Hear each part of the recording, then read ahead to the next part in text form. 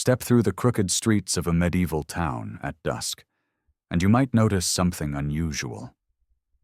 Amid the clamor of markets closing and the toll of church bells, a faint cloud of steam rises above a timbered roof. Laughter spills into the night air, mingled with the deep murmur of men's voices and the playful cries of women. Push open the wooden door, and suddenly you are swallowed by warmth. This is no tavern, no church, no home. This is the bathhouse, the place where stone walls trap heat, where the smell of herbs and sweat hangs heavy in the air, where flickering torchlight dances across naked flesh and steaming tubs. The medieval bathhouse was a paradox wrapped in steam. To some, it was a place of health, where water purified body and spirit alike. To others, it was a den of sin, a place where temptation simmered as hot as the baths themselves. Inside, peasants and nobles alike shed their clothes, their rank, their daily burdens, and submerged themselves in water warmed by fire and stone. In an age when streets were muddy and homes often reeked of smoke and dung, here, at least for a few hours, people could imagine a different kind of life, one of warmth, cleanliness, and release. But step closer, and the contradictions reveal themselves.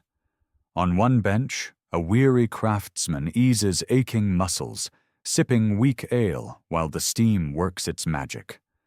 On another, a wealthy merchant whispers of trade deals, the heat loosening his tongue as much as the drink in his hand. In the shadows, young lovers laugh and splash, their intimacy thinly disguised beneath the fog. For some, the bathhouse was healing. For others, it was indulgence. For still others, it was both. Imagine the sensations: the hiss of water poured onto hot stones, filling the air with sudden clouds, the sting of heat against chilled skin as you lower yourself into the tub, the mingled aromas of rosemary, thyme, or mint tossed into the water, the tang of wine or beer, for drinks flowed as freely here as in taverns. To sit in a bathhouse was to step outside the medieval world for a brief moment, leaving behind the mud, the plague, the toil of fields and markets. It was escape. An escape as necessary as bread itself. Yet escape is dangerous, and the church knew it. Priests thundered from pulpits against the corruption lurking in these steaming halls. They saw what everyone saw: men and women bathing together, modesty forgotten, temptation rising with the steam. Bathhouses, they warned, were gateways to sin, their warmth not of God, but of the devil. And still, the people came. For what choice did they have? To be clean was rare luxury, to be warm, rarer still. And in a world filled with hardship, even sin could be sweet. The bathhouse was more than a place of flesh. It was a stage upon which the drama of medieval life played out. Merchants brokered deals while their feet soaked in warm water. Nobles entertained guests with feasts served in tubs, roasted meats and fine wines laid out beside steaming basins. Even politics could intrude. Alliances forged, secrets exchanged, all under the cover of laughter and mist. Here, class divisions blurred. A peasant might sit in the same room as a lord, their nakedness stripping away the visible marks of rank. For a few hours, the bathhouse was an equalizer, if not in power, then in appearance. But beneath the laughter, the murmurs, the flickering torchlight, there was always a tension. The bathhouse was a place where life and danger met. To some, it was a sanctuary of health. To others, a brothel in disguise. To all, it was unforgettable. The shock of stepping inside, where warmth battled cold, temptation battled faith, and steam concealed as much as it revealed, made the bathhouse one of the most notorious institutions of the medieval world. And so our story begins not with kings or knights, not with war or crusade, but with the hiss of water on stone, the laughter of strangers in the mist, and the shocking truth hidden behind the stone walls of the medieval bathhouse. Long before medieval villagers stepped into steaming wooden tubs, the idea of communal bathing had already passed through centuries of glory, decline, and reinvention. To understand the medieval bathhouse, one must first journey back to Rome, where bathing was not a guilty pleasure, but a daily ritual of empire. The Roman thermae were marvels of engineering and luxury. Imagine vast complexes of marble and mosaic, with soaring arches, heated floors, and pools that shimmered with warm water fed by aqueducts. There, senators and slaves alike gathered to cleanse, to converse, to conduct business. In Rome, the bath was not merely hygiene, it was a symbol of civilization itself. To bathe was to be Roman. And as the empire spread across Europe, so too did its bathing culture, leaving behind stone ruins and half-remembered customs in its wake. But empires crumble, and habits crumble with them. When Rome fell in the west, its aqueducts cracked, its baths grew cold, and the grand culture of communal bathing nearly vanished. In the centuries that followed, a new world emerged, one far harsher and more suspicious of pleasure. Early medieval Europe looked at Roman baths with a mix of awe and disdain. To the devout, the old baths were decadent, indulgent, too closely tied to pagan ways. Water itself was often mistrusted. Too much bathing was believed to weaken the body, opening pores to sickness, or worse, corrupting the soul with vanity. For centuries, the art of bathing lay dormant, surviving only in fragments. Yet traditions rarely die completely.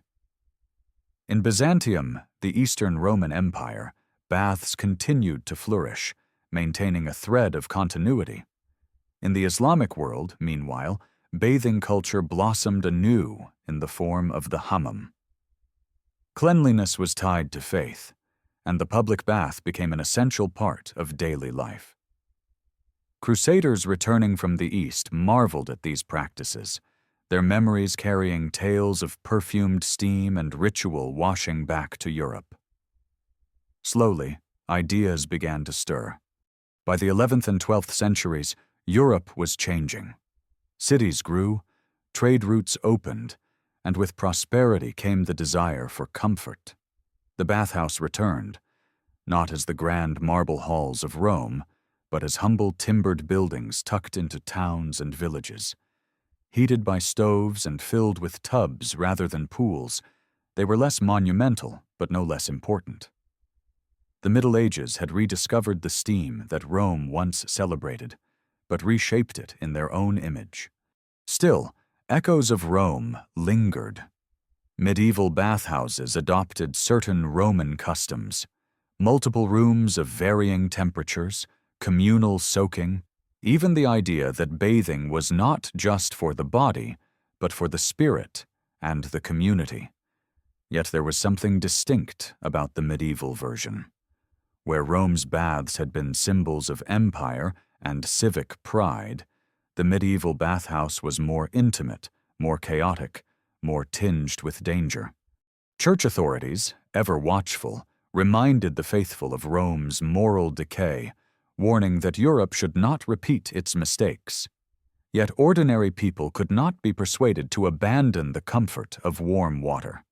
For peasants who lived in mud-floored cottages, for merchants who trudged through crowded, filthy streets, the bathhouse was relief, luxury, and escape. It was the Roman dream reborn, but with medieval contradictions. Thus the medieval bathhouse stood at a crossroads of inheritance. It was heir to the grandeur of Rome, shadowed by the morality of the Church, and shaped by the needs of a new, rougher Europe. Every bucket of water heated on the fire, every stone wall dripping with steam, carried within it the memory of an empire lost and the promise of comfort rediscovered.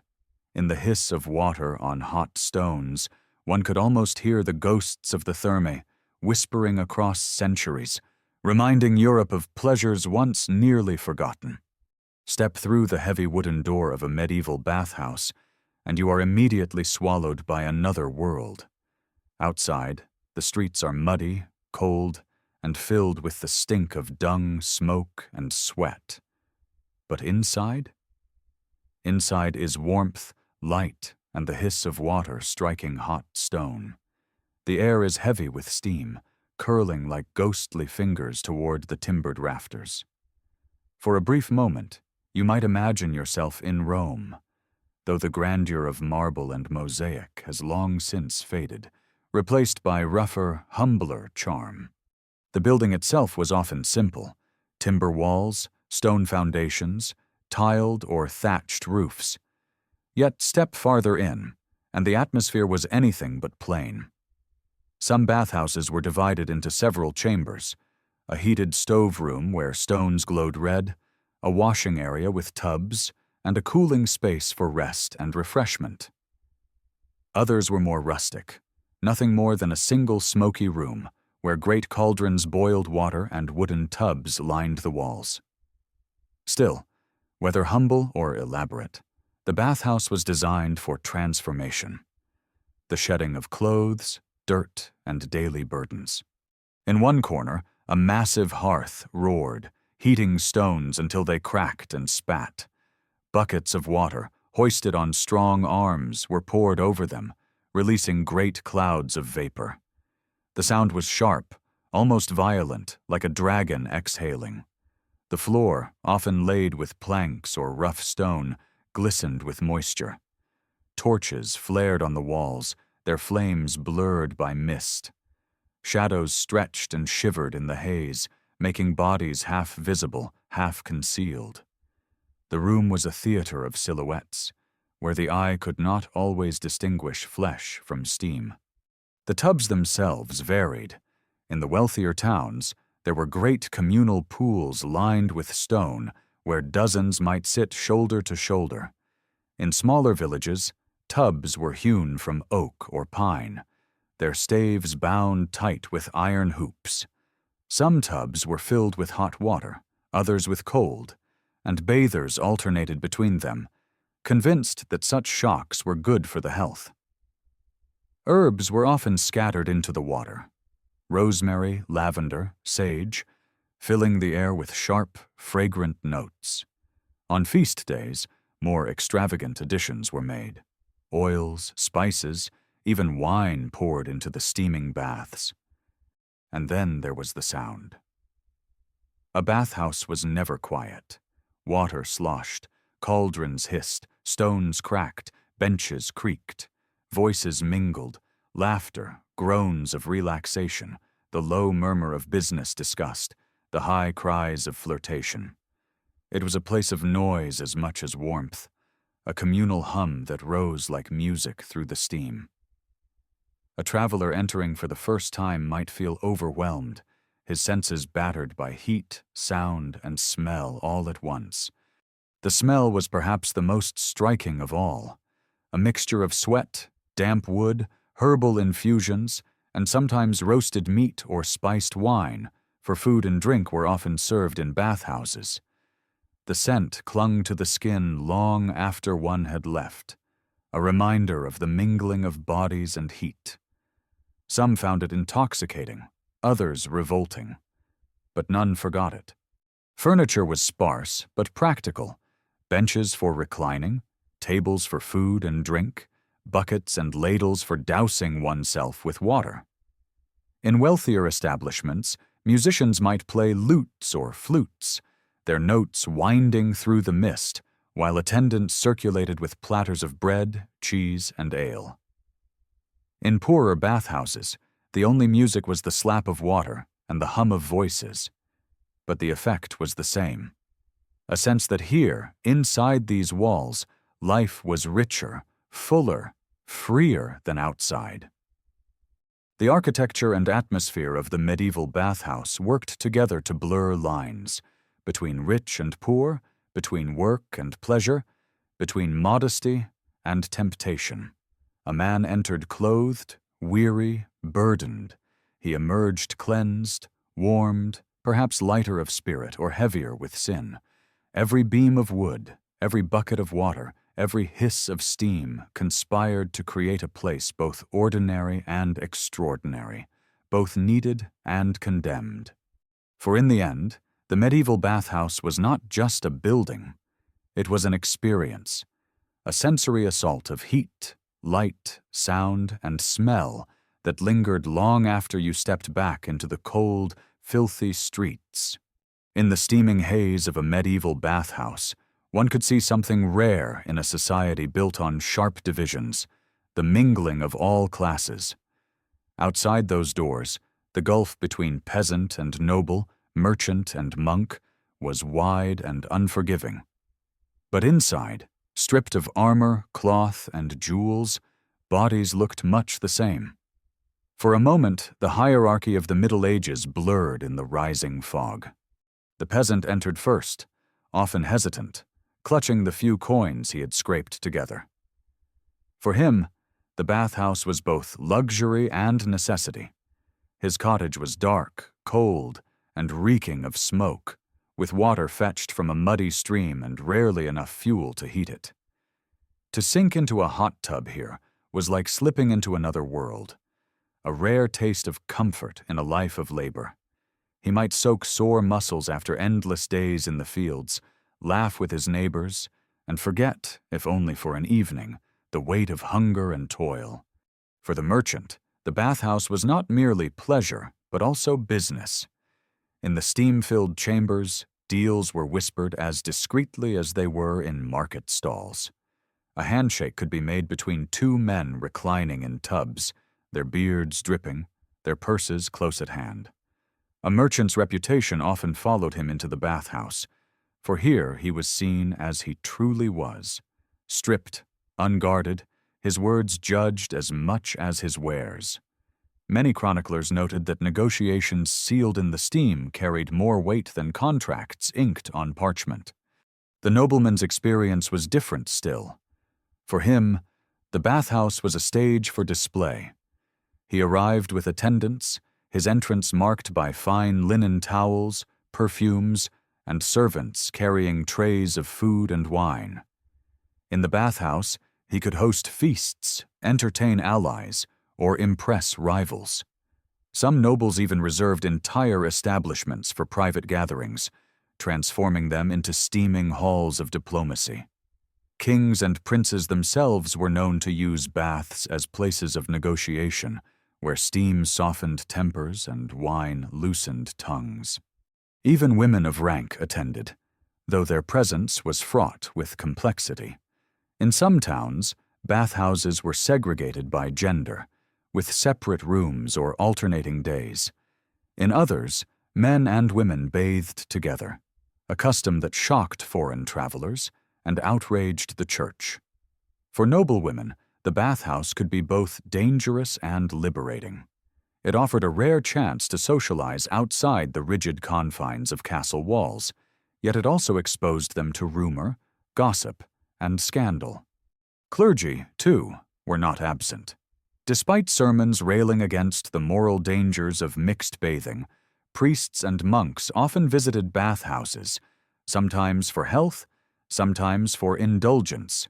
Chronicles record with both scorn and amusement the hypocrisy of holy men spotted amid the steam, their vows of chastity and poverty forgotten in the warmth of the tub.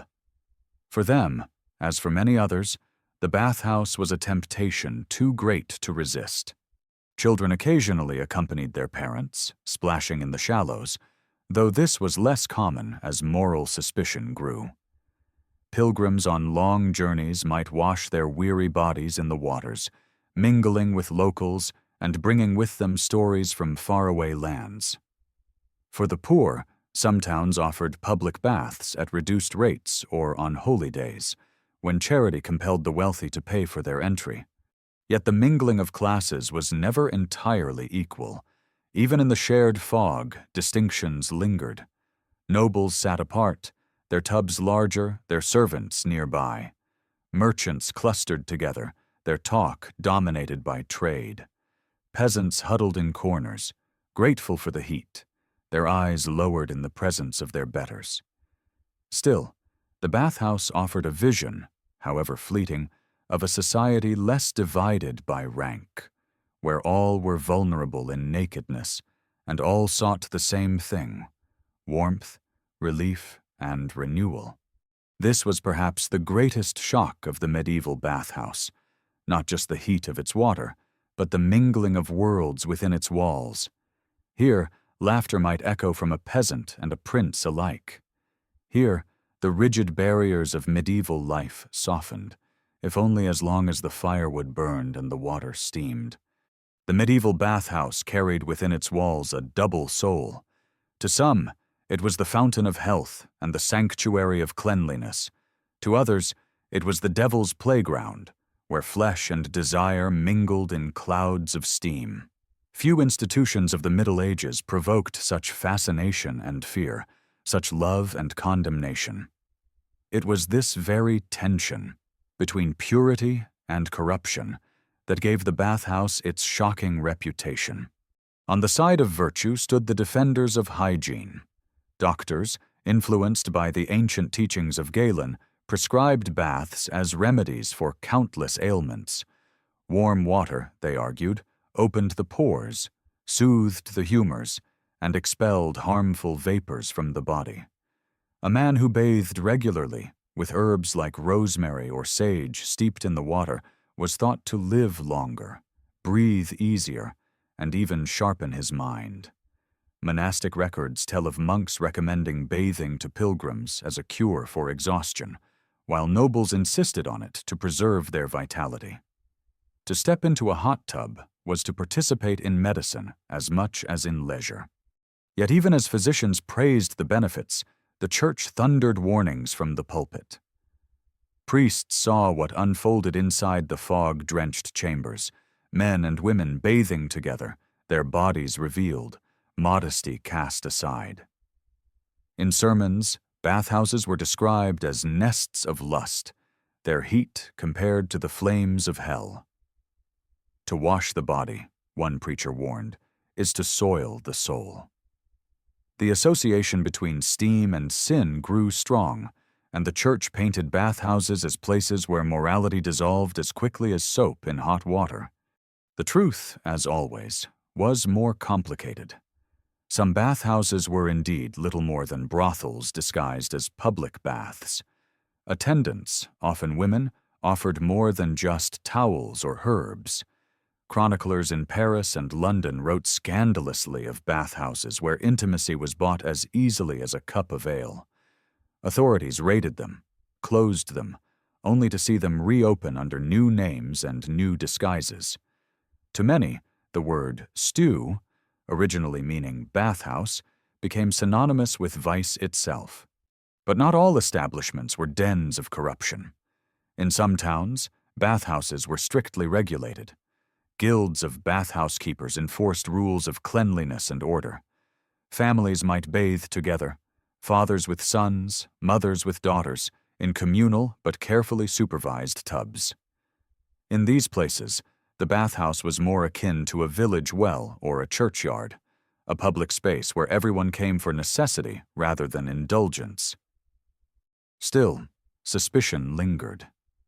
To bathe was to expose oneself, not only to water and warmth, but to the gaze of others.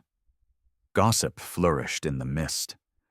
Who had lingered too long in whose tub? Who had left with whom after the firewood burned low? Reputation could be stained as easily as garments could be cleansed, and many a villager weighed the risk before stepping inside. The contradictions did not end there. On holy days, some priests denounced the bathhouse as sinful, yet others quietly entered them after vespers, seeking the same warmth they had forbidden their flock. Monarchs who outlawed mixed bathing were often rumored to indulge in it themselves. The hypocrisy only deepened the bathhouse's mystique, making it at once feared and irresistible. And so the bathhouse stood, balanced precariously between virtue and vice. For the weary peasant, it was relief from filth and cold. For the merchant, it was a place to strike deals. For the priest, it was temptation cloaked in steam.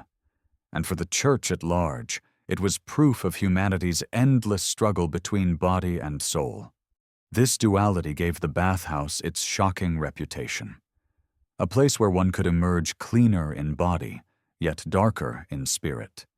Where one could feel both reborn and damned. It was the very embodiment of the medieval paradox, that in seeking purity, one often found sin. Step deeper into the steam, and you will see them, the women of the bathhouse. Some carried buckets of water, their arms strong from endless lifting. Others offered towels, scrubbing backs with rough cloths, or scattering herbs into tubs with practiced grace. Still others lingered in the haze, laughing, whispering, their presence blurring the line between hospitality and temptation. In the medieval bathhouse, women were not mere guests. They were central to its existence, shaping its reputation, its economy, and its mystery. Many women worked as attendants, known for their skill in tending the body. They washed, massaged, and eased aching muscles with oils.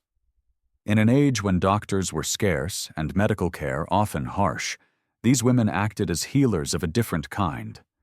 A bather might enter stiff with pain and leave sighing with relief, thanks to their hands.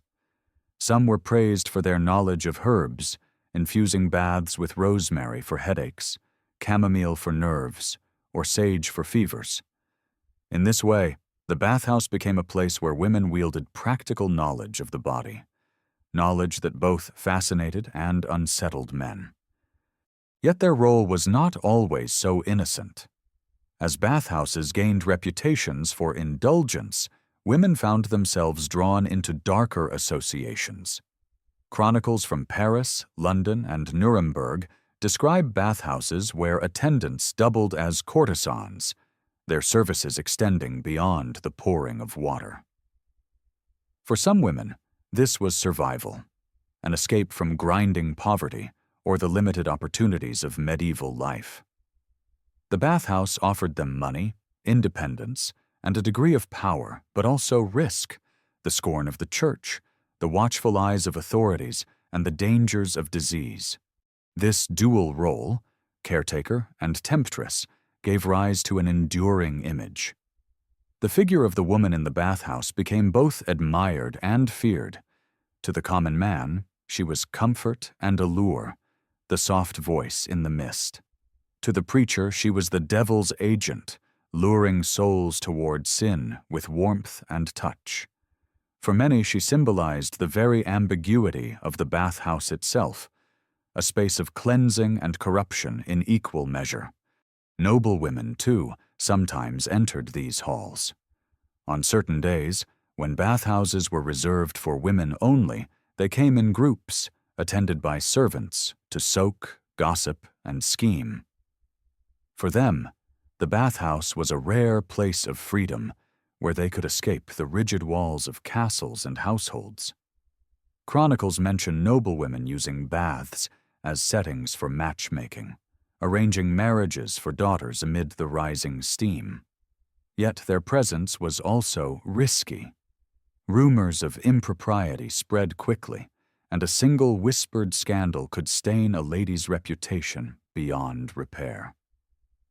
Women also played roles behind the scenes, managing or even owning bathhouses. In cities like Cologne and Nuremberg, widows often inherited their husbands' establishments, running them with skill and authority. These women balanced ledgers, hired attendants, bought herbs and firewood, and negotiated with local officials. In a society that often denied women economic independence, the bathhouse provided a rare path to influence. But this influence came with peril. The church's hostility to bathhouses often targeted women first, branding them as immoral or witch-like. The sight of women tending men's bodies, commanding attention in spaces of heat and intimacy, challenged the medieval order of modesty. Some historians suggest that this imagery later fed into the stereotype of the witch, the woman who worked with herbs, touched the body, and lingered on the edge of respectability. The bathhouse, then, was not only a site of labor and pleasure, but also a crucible where cultural fears of women's power took shape. To enter a medieval bathhouse was, therefore, to step into a world where women's roles were amplified, magnified, and judged.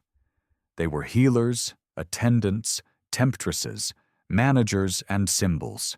They gave the bathhouse its warmth and its scandal, its comfort and its danger. Without them, the bathhouse would have been nothing more than stone, water, and steam. With them, it became one of the most infamous and unforgettable institutions of the Middle Ages. Step into the warm mist, and you are stepping into medicine, or so medieval people believed. For the bathhouse was not just a place of indulgence or scandal, it was also seen as a fountain of health. In an age when plagues swept through towns, when wounds often festered, and when doctors wielded leeches more than cures, the hot water of the bathhouse promised something different: relief, balance, and perhaps even salvation. Medieval medicine was built on the theory of the four humors: blood, phlegm, yellow bile, and black bile. Health depended on keeping these fluids in harmony, and imbalance meant illness. Heat, cold, moisture, and dryness all played their roles. To physicians steeped in Galen's wisdom, the bathhouse was a tool for restoring that delicate balance. Warm water opened the pores, they said, releasing harmful vapors. Cold water shocked the body into strength. Alternating between the two could tame fevers, calm swelling, and even drive out melancholy. Doctors sometimes prescribed specific baths for specific ailments. Rosemary steeped in hot water for headaches, sage and thyme for aching joints, chamomile for sleeplessness and anxiety. Even beer and wine, poured into tubs, were thought to draw out sickness and invigorate the body. A bath might be taken fasting for certain conditions, or after a hearty meal for others. Physicians wrote elaborate instructions, and bathhouses eager for business advertised themselves as places of healing, boasting of their herbal infusions and restorative waters. Beyond herbs, there was also the power of steam. The stoveroom, where heated stones hissed under buckets of water, became a primitive sauna. Patients sat in the rising vapor, sweating profusely, which was thought to purge the body of toxins. Some doctors recommended sweating cures as a way to treat everything from fevers to skin conditions. In the half-lit, steaming rooms, this treatment could feel as much ritual as remedy, a body reborn through sweat. But it was not only physical ailments that drew people. The bath was also seen as medicine for the spirit. Chroniclers tell of men and women who entered the bathhouse heavy with grief or melancholy and left lighter, their moods lifted by the warmth, the laughter, and the communal sense of life. In a world often shadowed by hardship and death, such relief was not trivial. It was survival. Yet the medical promise carried danger. Physicians sometimes warned against excessive bathing, arguing that opening the pores left the body vulnerable to bad air or miasma, thought to cause disease. At the height of the Black Death, when fear of contagion was everywhere, some believed bathhouses spread plague rather than prevented it. Doctors cautioned against mixed bathing, not only for moral reasons but for fear of infection. What had once been prescribed as cure began to be feared as poison. Still, the allure of bathing persisted. Nobles built private baths in castles and manor houses, heated by stoves and fed by pipes or buckets, to ensure they could benefit from the medical virtues without the risks of the public bathhouse. Monks, too, kept to the tradition, using baths in monasteries for healing weary pilgrims and elderly brothers. Even when suspicion grew, the link between water and healing never broke completely.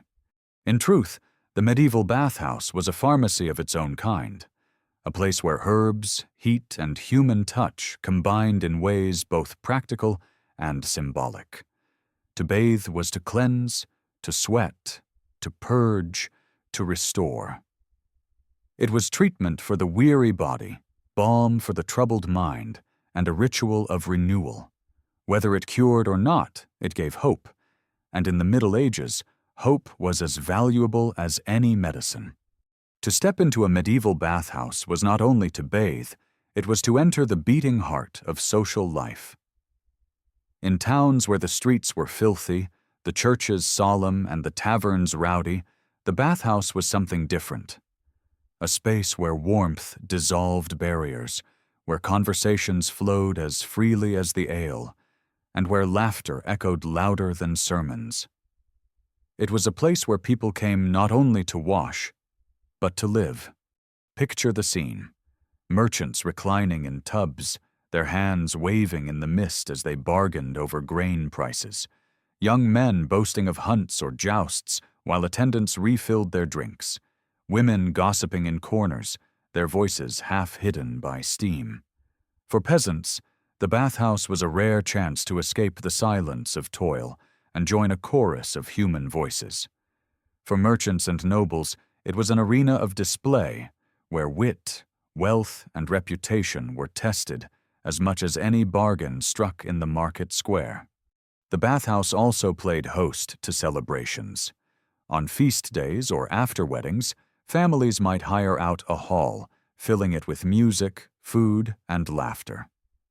Chronicles describe noble banquets held in steaming rooms where roasted meats and sweet pastries were served beside the baths, and minstrels played lutes while their patrons soaked. To dine in water, surrounded by candlelight, was considered the height of novelty. A feast not just for the stomach, but for the senses. Yet even ordinary evenings could take on the air of festival. Musicians often wandered through, their songs muffled by the haze. Dice games clattered across wet wooden benches, coins changing hands as easily as gossip. Some bathhouses even allowed actors or jesters, their performances mingling comedy with scandal, much to the delight of half-drunk patrons. The atmosphere was equal parts tavern, theater, and sauna, a place where all the contradictions of medieval life mingled. And gossip, always gossip, was the currency that flowed most freely. Who was courting whom? Which merchant cheated his partner? Which nobleman's wife was seen too often at the baths? The steam concealed, but it also revealed, for reputations were forged and ruined in whispers rising like mist to the rafters. A single rumor born in a bathhouse could ripple through a whole town by morning, shaping marriages, lawsuits, even politics. Indeed, politics themselves were not absent. In certain towns, councils and guilds held meetings in bathhouses, the heat loosening tongues and easing tempers.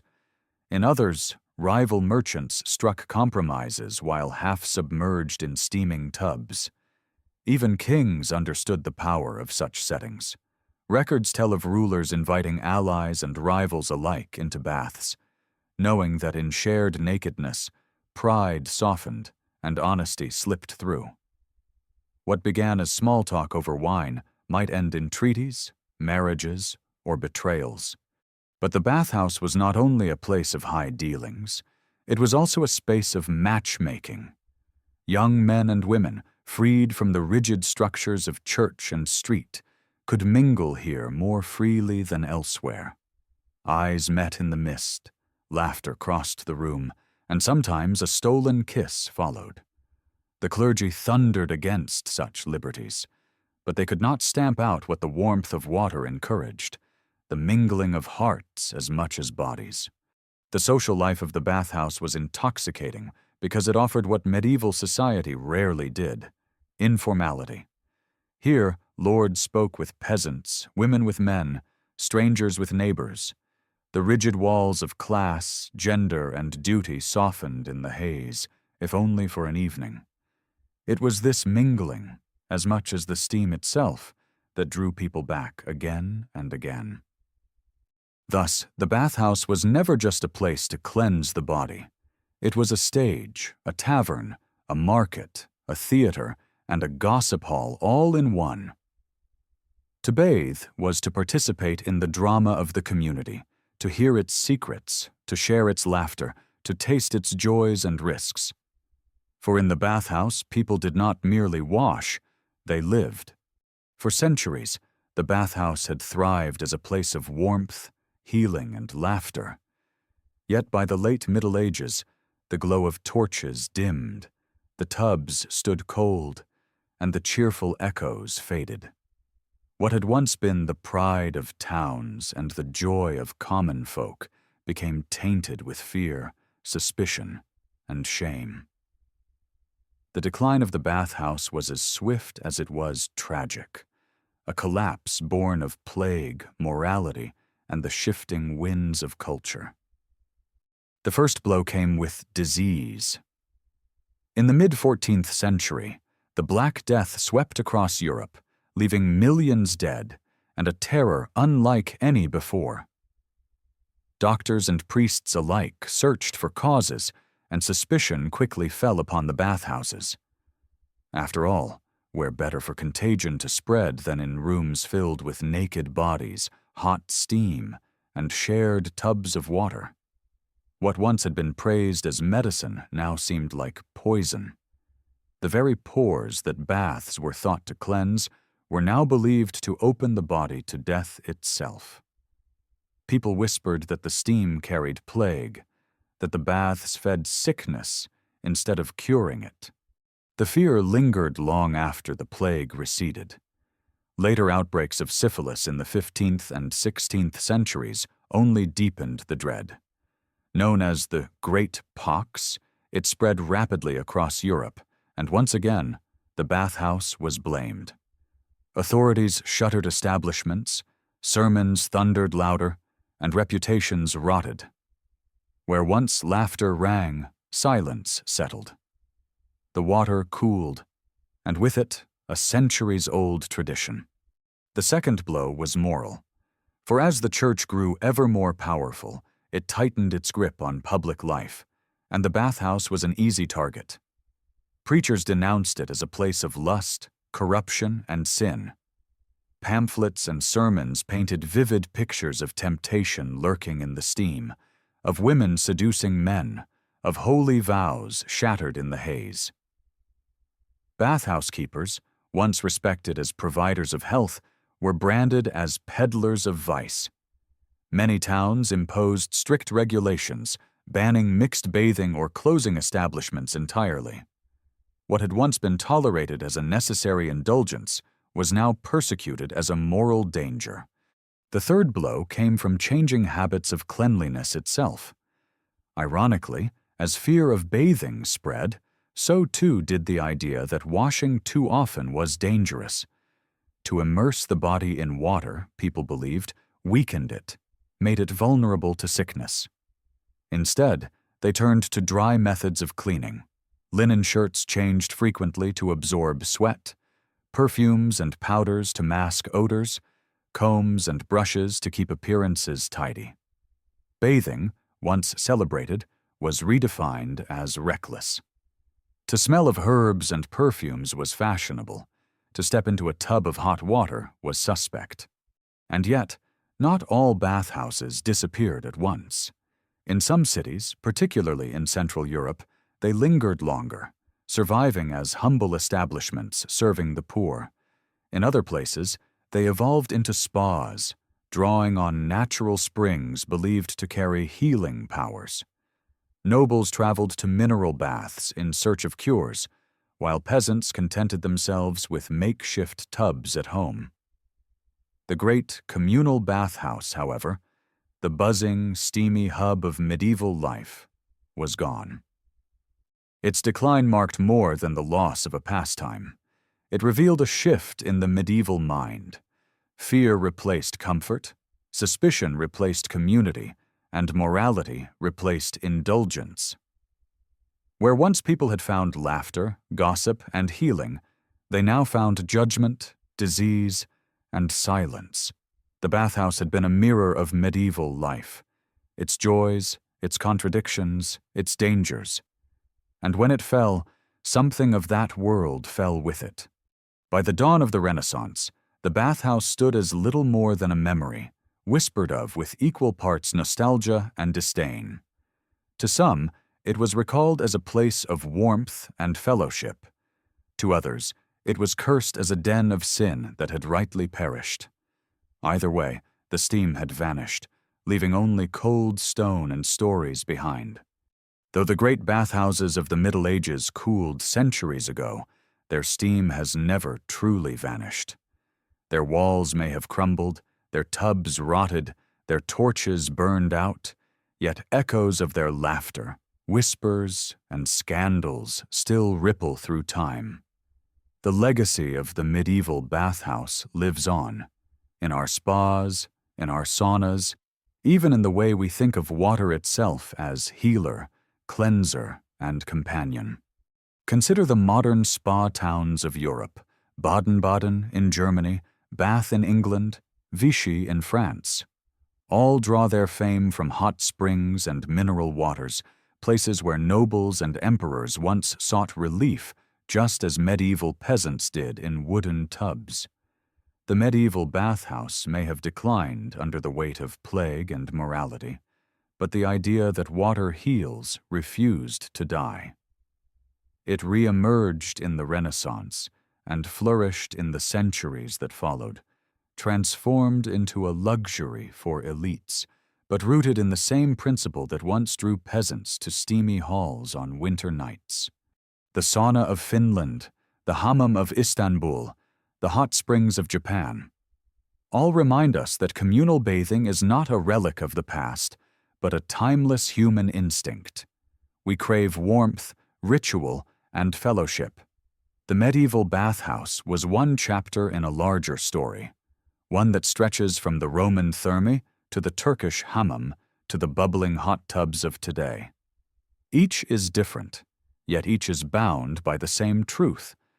Water brings people together. Culturally, too, the bathhouse lingers. The very word stew, once used for bathhouses in England, survives in memory as a synonym for brothel, a reminder of the moral suspicion that clung to those places. The imagery of women with herbs and water, half healers, half tempters, fed into centuries of stereotypes, shaping the way society viewed female power and desire. Even the suspicion of bathing that haunted early modern Europe carried the ghost of medieval fears, only gradually replaced by the Enlightenment's rediscovery of cleanliness. But perhaps the strongest legacy is not in architecture or language, but in symbolism. The bathhouse embodied contradiction: cleanliness and sin, healing and indulgence, community and danger. It was the mirror of a society wrestling with its body and soul. When we slip into a hot bath today after a long day's work, or gather in a spa to celebrate with friends, we are repeating a ritual medieval people knew well: to wash not only dirt but worry, to find renewal in water. The context has changed, but the yearning remains the same. Even the scandals linger in memory.